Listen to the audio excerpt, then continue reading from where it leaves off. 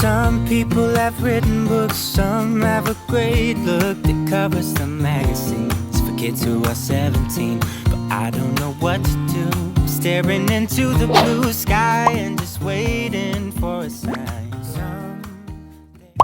Kain.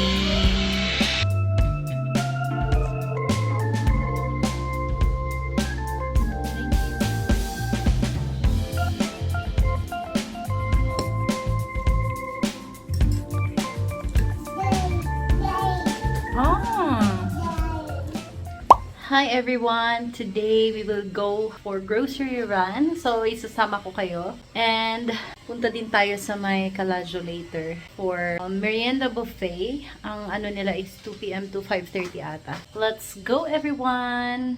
Say hi!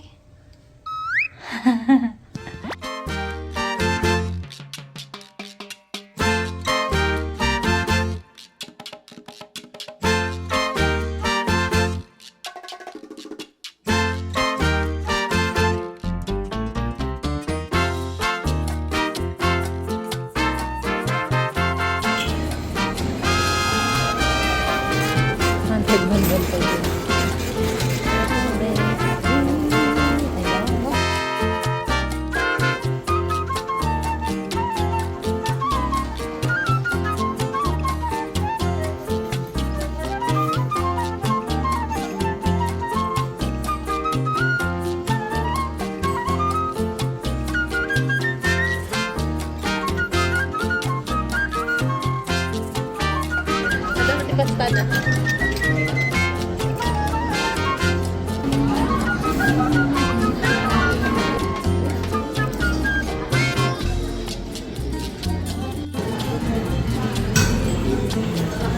Dumi de curah.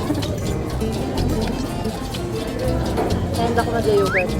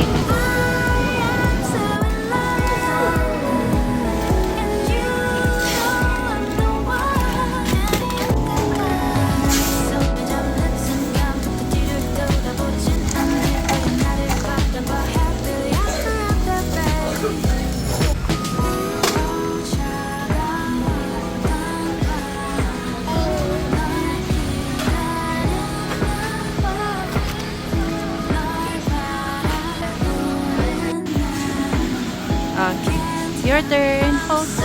Thank you. Let's push the cart. Pay first.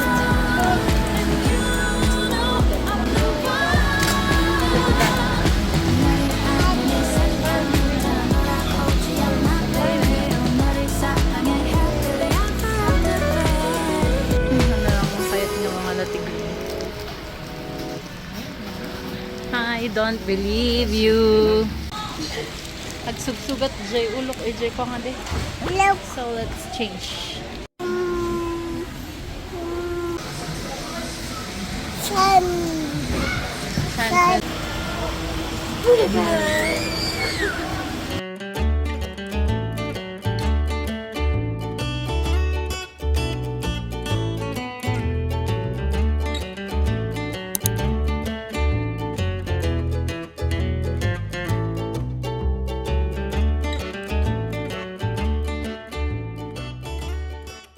We're home and let me show you guys yung mga napamili natin for today. And medyo madami yung nakuha natin this time kasi usually talaga nag-stock na kami for a month kasi mahirap magpabalik-balik ganyan. And tomorrow, I will be tagging you along kasi bibili tayo ng mga gulay and wet goods. So, ayun yung agenda natin. So, let's start with our grocery haul. Ito na guys yung mga napamili natin kanina. Let's start with this box. We got itong tissue for our kitchen. I don't know if this is the one that I was buying before.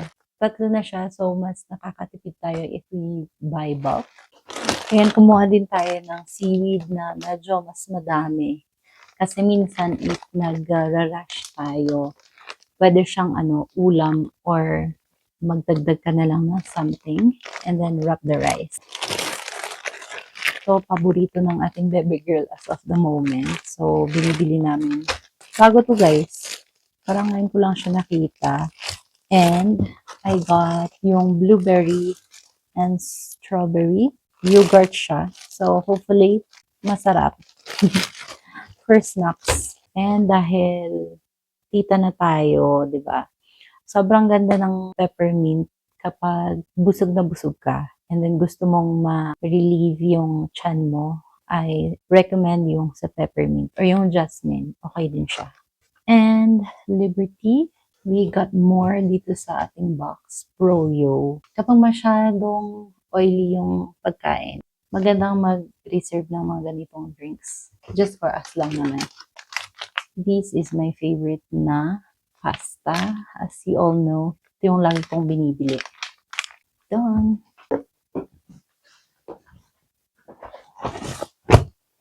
Next na box.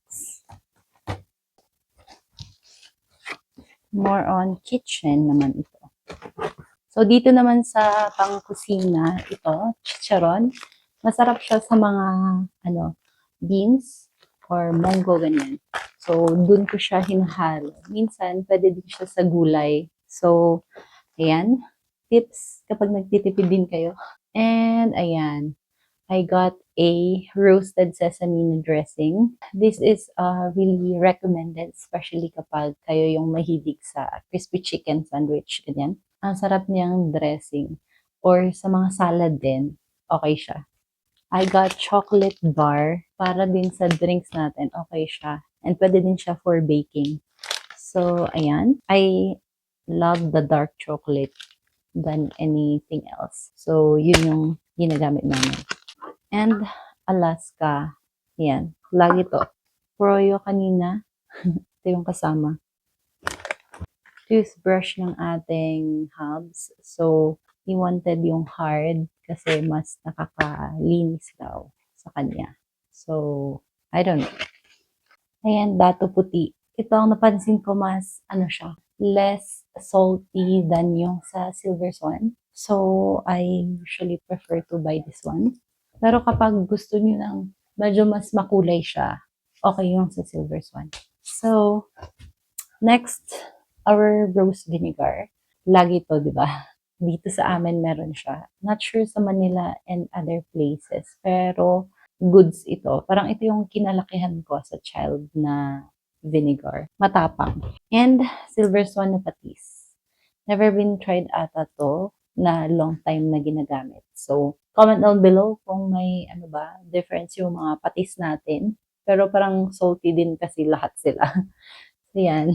Medyo matagal na wala yung Heinz natin. So, this is the Heinz na pinag-mix ko dun sa mayo natin. Meron pa kasi ako nung Magnolia na mayo. So, hindi kami bumili. And, ayan, ang cute ng nila. Packaging ng butane. Very festive for this holiday season. We got 3 of these. Ayan. Minsan na. So, usually, mga 4 na yung nagagamit namin. So, we are planning to buy yung stove talaga na proper na stove with that tank para mas makatipid tayo. But we'll see. Kasi torn ako dun sa induction and that one. Medyo mahal kasi kapag set na yung bibilihin natin. But anyway, it's for the unit naman. May mga nakuha tayong canned goods. These are our emergency food. Youngstown corned beef. Ba't ka naman? So, ayan. Ito yung bet nila. And for me, lagi ko tong binibili kasi pwede siyang ihalo sa mga gulay. Ihalo siya sa salad. Madami siyang pwedeng paggamitan. So, flakes in oil kapag matabang ang gusto nyo. Pero kapag gusto nyo namang medyo spicy siya, hot and spicy, si kuya ang endorser. Okay na to. Oh, meron pa pala. Whole kernel na corn. I always use yung mga ganito na corn when cooking kasi masarap siyang ihalo kapag sa mga salad din or sa gulay na iba. Mas makulay siya and enticing ganun sa kakain. Apart from the benefit. Lastly, to this box. Ayan. Yan, sobrang daming pangkusina. Mapupuno ang ating pantry today. Breadcrumbs. I think very yung sa breadcrumbs general kasi almost same naman yung mga magkakaibang breadcrumbs na nakikita ko. Depende lang siguro kung gaano siya ka-fine yung niya, crumbs niya. So, yan. Crispy fry. Extra na stock natin for frying. And meron din pala silang gravy mix. I'm so happy kasi dati nagdi-DIY ako na ginagamit ko din ito and other na pwedeng ihalo. But today we got a gravy mix. So happy for this. Less effort nang gumawa ng gravy kapag meron yan. Hopefully okay siya. So, Nestle. Eden cheese. Eden cheese. We got cocoa powder.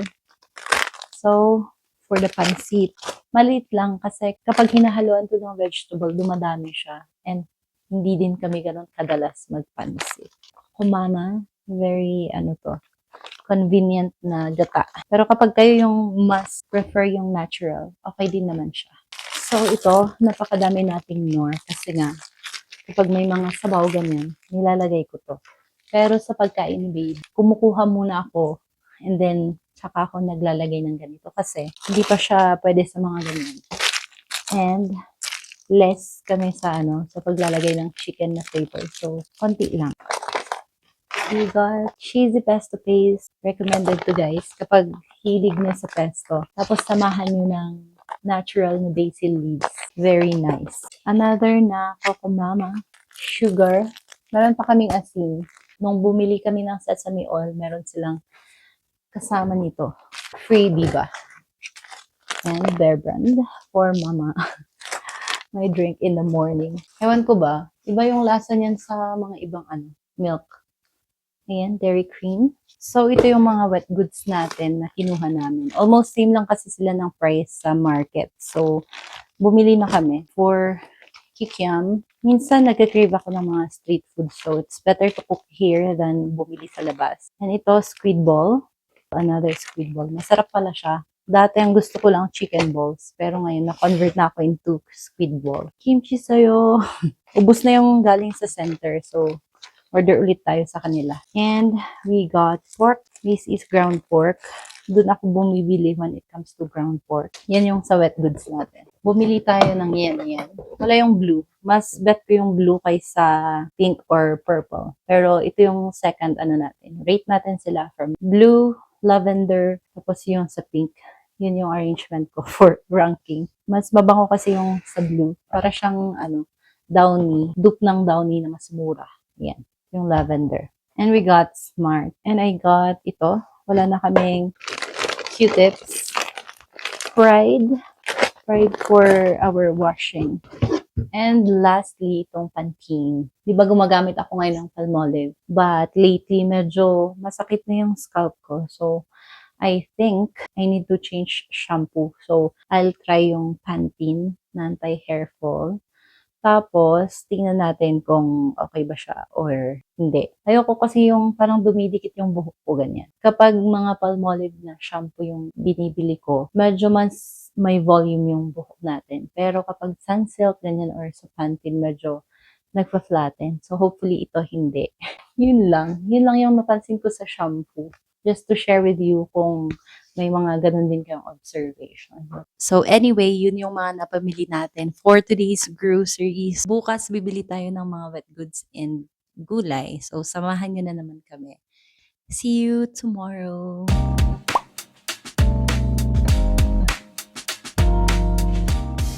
Good evening everyone. Ituloy natin yung sa grocery. So, Habs went to the market kanina kasi meron si baby, so siya na yung pumupunta sa palengke usually. From our grocery na mga needs, for example, mga sabon, ganyan, sa grocery natin yun binibili sa Chongsan.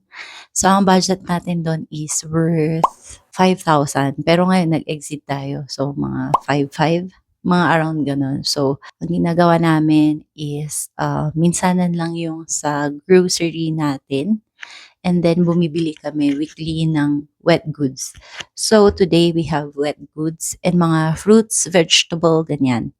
So, I will be sharing with you guys itong mga to. So, these are the fruits na nakuha natin. Let me show you.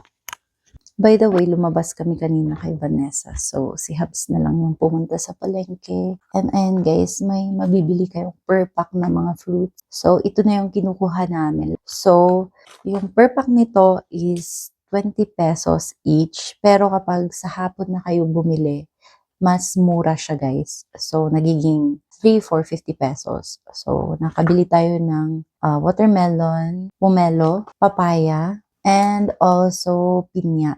Madami tayong makukuhang mga fruits dito. Nakalimutan kong isama, ayan, meron din pala tayong watermelon dito na ibang kulay. Ayan, so ang binili namin is belly. So, 1 kilo ata to. Medyo mahal kasi yung pork. So, ayan, 1 kilo siya. Meron pa kasi kaming stock nitong breast chicken sa fridge. Kasi namalengke si Habs last week. So, ayan, nagpang-abot sila. Ang kagandahan naman kapag nakatira ka dito sa Baguio, or La Trinidad, or dito sa may Cordillera, madaming option when it comes to vegetables. So, medyo mas mura siya compared kapag outside dito sa amin. So, for example, ito, romaine. O, diba, ang mahal nito kapag sa Manila, mga 76 siguro, mga 1/4. So, this is 20 pesos. We got broccoli, 100 pesos. Usually, ang broccoli, medyo mahal talaga siya. So, we expect na lagi siyang mataas all year round. We got here, ayan, may ganito na kami. Pero, madalas kasi akong nagluluto ng sabaw or yung pang baby. So, ito yung nilalagay ko, hinhalo ko. And gustong-gusto ni baby girl. This is 135 pesos. Ito yung mga ibang vegetables natin. Yung French beans, it's 50 pesos. Ayan, itong carrots is 35. So, okay na din yan. Ito medyo mahal. Yung talong is 120 pesos. Ito seasonal din. Depende kung madaming supply or kung season niya. And itong repolyo is 140. Ito may season din to. Minsan sobrang mura niya. Minsan sobrang mahal. So, this is more than a kilo. So, ayun yung ano natin, yung vegetable natin. Then, sa palengke din kami bumibili ng oil. So, itong oil is 162. So, yung budget natin for today's grocery dito sa mga wet goods and vegetables and all is around 2,000. So, yun yung budget natin for the week. Pero magkakaiba yan. Siyempre, depende kung magkano price ng mga gulay for those time. O, diba? Challenge ka talagang mag-budget kapag ikaw na yung gumagawa or kung ikaw na yung gumagastos. Ganon. So, ayun guys, yung sa weekly natin na mga gulay and wet goods, usually 1,000 to 1,500 yung budget natin. Depende kung ano yung ulamin or kung ano yung kailangan for that week. Yun yung ginagawa namin pag-budget for our groceries sa monthly na basis. So, Ayun guys, I hope you learned something dito sa vlog natin. And I hope nag-enjoy din kayo dito sa grocery vlog natin. So, yun lang for now. Thank you so much guys for watching again. So, see you on our next one. Bye!